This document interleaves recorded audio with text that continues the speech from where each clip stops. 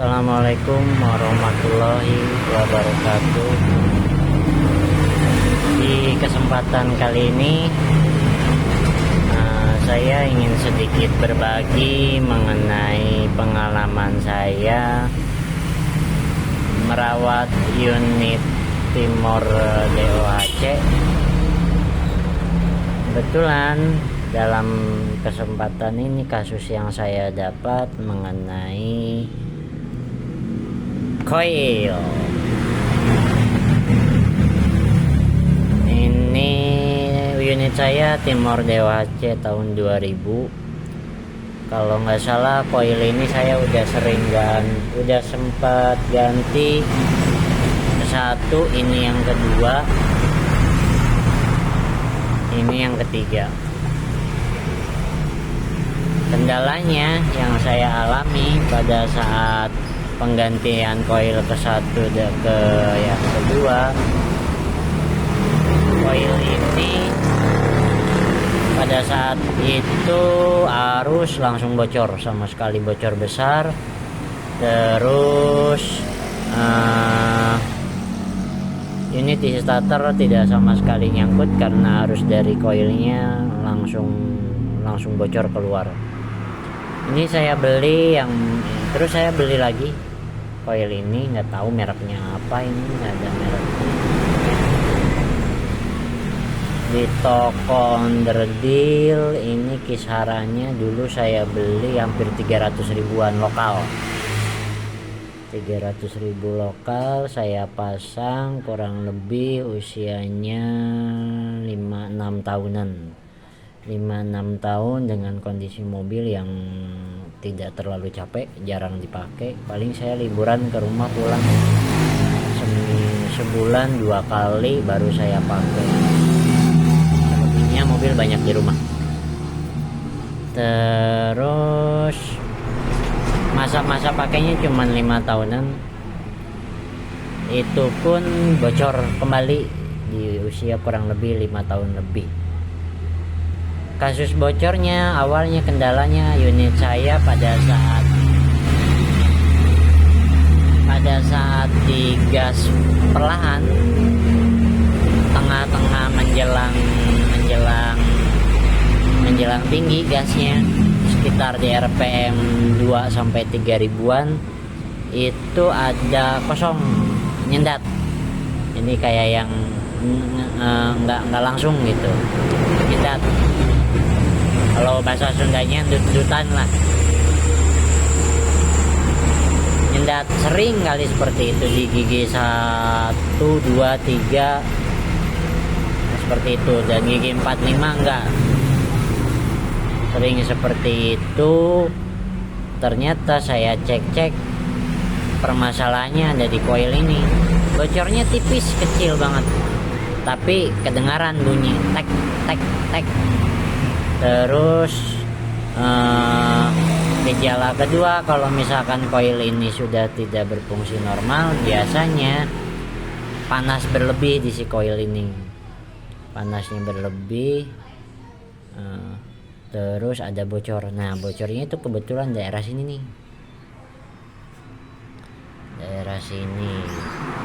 Dan ada beberapa teman-teman yang mencoba mengakali, bagaimana sih menanyakan dan mengakali bagaimana sih cara mengatasi coil yang bocor. Ada yang bilang menggunakan lem Dexton, ada yang menggunakan ini, ada yang menggunakan itu. Saya udah coba beberapa kali saya lem Dexton, harusnya tetap bocor. Saya lem Power Glue, harusnya tetap bocor. Saya solatif, ini solatif nih, harusnya tetap bocor. Pada dasarnya kalau misalkan coil sudah bocor, kemungkinan pengalaman saya yang sudah saya coba berulang-ulang kali dan dicoba menggunakan cara apapun, arus bocor tetap bocor, tidak bisa diakali. Solusinya ya ganti coil. Terus ada yang kedua. Terus yang selanjutnya ada kawan-kawan yang menanyakan juga mengenai coil Om, kalau arus dari listrik ke koil, itu ada, arusnya kelihatan, tapi dari koil ke delco itu nggak ada. Saya juga pernah mengalami kasus seperti itu. Ternyata saya lepas kabel dari koil ke delco, itu dalamnya kan bentuknya serabut ya. Nah, si serabut itu udah gosong, tidak nyambung. Jadi sebagian saya potong sampai terlihat kembali serabutnya. Saya pasang kembali, alhamdulillah. Sampai sekarang masih normal. Jadi jangan ponis dulu delco, jangan ponis dulu koil. Cek dulu satu persatu, step by step, sampai kita yakin bahwa kerusakannya itu ada di unit dari spare part yang benar-benar sudah berkendala. Jadi kalau misalkan ada yang mengalami arus dari koil ke delco tidak ada, tolong cek dulu awalnya ada arus ke koil, ada enggak dari arus ke koil, cek dari koil arus yang keluar dari koil ada enggak. Kalau misalkan arus yang keluar dari koil ada, cek arus yang dari koil lewat kabel busi keluarnya dari sini di delco ada arusnya atau tidak. Kalau tidak ada arusnya berarti permasalahannya di kabel delco-nya, di kabel koil yang ke delco. Itu. Selanjutnya ini koil saya beli copotan, kebetulan dapat yang kelihatan ini ori timur. Stiker hologramnya ada, terus di sininya juga kelihatan ya. Nah, kelihatan, tar. Nah, di sini juga ada logo Kia-nya. Untuk menandakan, untuk mengetahui salah satu indikator untuk mengetahui koil itu ori atau tidak, itu kita lihat dia memiliki stiker hologram atau enggak. Terus di sininya ada logo Kia-nya, kecil sih logonya Kia. Ini saya beli copotan, mudah-mudahan sih bisa awet.